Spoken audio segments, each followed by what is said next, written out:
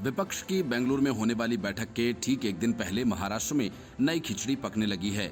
कुछ ही दिन पहले महाराष्ट्र में अजीत पवार ने बड़ा खेल करते हुए एनसीपी को तोड़ दिया और जाकर मंत्री पद की शपथ ले ली।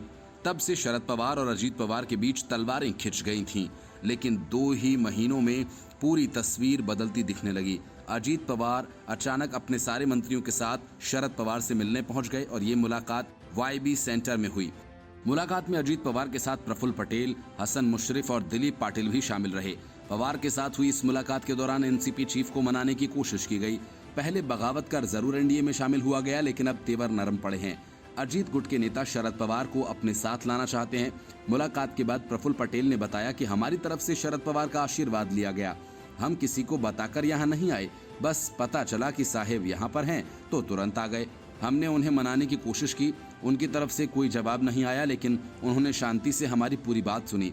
अब सवाल ये उठता है कि क्या शरद पवार का सही में हृदय परिवर्तन हो गया है क्या?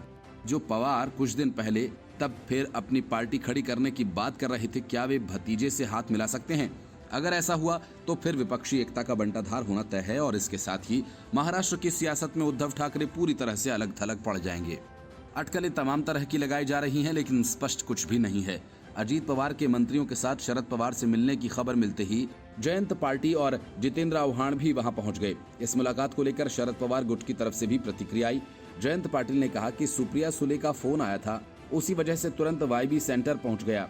क्यों बुलाया गया इसकी कोई जानकारी नहीं थी। 2 दिन पहले भी देर रात अजीत पवार अपने चाचा शरद पवार से मिलने पहुंच गए थे।